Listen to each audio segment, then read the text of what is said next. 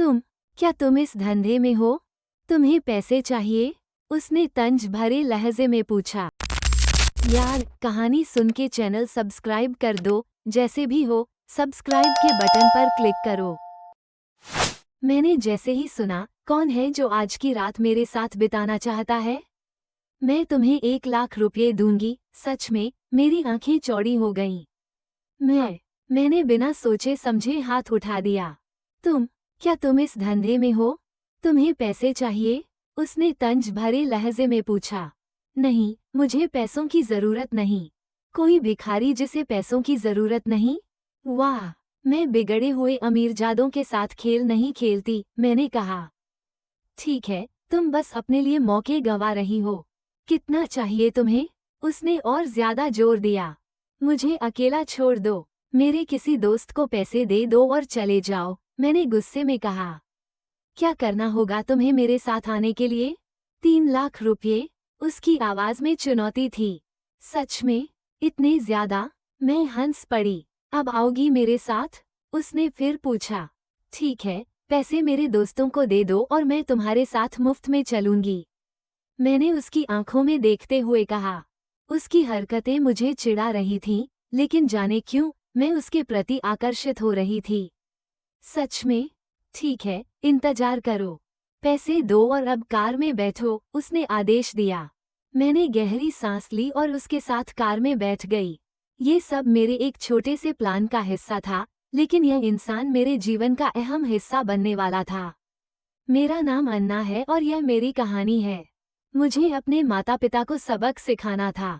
वे हमेशा मुझे किसी अमीर लड़के से शादी करने के लिए मजबूर करते थे, लेकिन मैं उन्हें दिखाना चाहती थी कि सच्चा प्यार पैसे से नहीं खरीदा जा सकता। इसलिए मैंने इस भिखारी को चुना। सुनो, तुम्हें मेरी मदद करनी होगी। मैं तुम्हें एक शानदार आदमी में बदलने वाली हूँ, मैंने उसे समझाया। वो थोड़ा घबराया लेकिन सहमत हो गया। मैंने उसे अच्छे कपड़े दिलवाए, बाल कटवाए, और जब वह तैयार होकर सामने आया, तो मैं दंग रह गई। वो किसी फिल्म स्टार की तरह लग रहा था। मेरे दोस्त भी हैरान थे। क्या तुम मजाक कर रही हो? यह वही इंसान है? मैं मुस्कुराई। हाँ, अब देखना कैसे मैं अपने माता पिता को सबक सिखाती हूँ। जब हम घर पहुँचे, तो मेरे माता पिता ने उसे देखा और प्रभावित हो गए। लेकिन तभी मेरा पुराना मंगेतर वहाँ आ धमका। अन्ना, मैं तुम्हें आखिरी मौका दे रहा हूँ। अगर तुम मुझे ठुकराओगी, तो मैं तुम्हारे पिता की कंपनी खरीद लूंगा और तुम्हारा पूरा परिवार सड़क पर आ जाएगा, उसने धमकी दी। मेरे साथ खड़े उस भिखारी ने आगे बढ़कर कहा, कोई जरूरत नहीं। तुम्हारी यह चालाकी अब काम नहीं आएगी। मेरा मंगेतर सन रह गया। तुम कौन हो? मैं निकोलस फ्लेमेल हूँ, वही करोड़पति जिसने अपनी पूरी संपत्ति दान कर दी थी, उसने मुस्कुराते हुए कहा। पूरा कमरा स्तब्ध रह गया। मुझे खुद यकीन नहीं हो रहा था। तुमने ऐसा क्यों किया? मैंने फुसफुसाते हुए पूछा।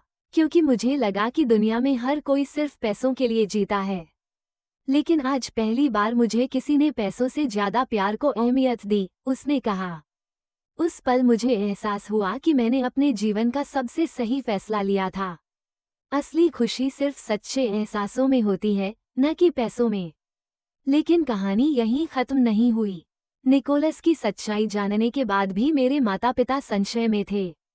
उन्हें यकीन नहीं था कि एक आदमी जिसने अपनी सारी संपत्ति छोड़ दी, वो मुझे खुश रख पाएगा। मेरे पिता ने सख्त लहजे में कहा, अगर तुम निकोलस से शादी करना चाहती हो, तो तुम्हें हमारी संपत्ति से कोई लेना देना नहीं रहेगा। मैंने बिना एक पल गंवाए जवाब दिया, मुझे कोई फर्क नहीं पड़ता, पापा। मैं प्यार के लिए किसी भी चीज को छोड़ सकती हूँ। निकोलस मुस्कुराया और मेरी ओर देखा। उसकी आंखों में वही गर्मजोशी थी, जो पहली मुलाकात में मैंने देखी थी। हमने शादी कर ली, एक साधारण समारोह में, जहां हमारे कुछ करीबी दोस्त और वे लोग मौजूद थे, जो हमें सच में पसंद करते थे। कोई दिखावा नहीं, कोई तामझाम नहीं, बस प्यार था। शादी के बाद एक शाम, जब हम समुद्र किनारे बैठे थे, निकोलस ने मेरा हाथ थामा और कहा, अन्ना, तुम्हारी वजह से मैंने फिर से जीना सीखा है। तुम्हें पता है, असली अमीरी क्या होती है? मैंने उसकी ओर देखा और मुस्कुराई। क्या? जब तुम्हारे पास कोई ऐसा इंसान हो जो तुम्हें बिना किसी स्वार्थ के दिल से प्यार करे।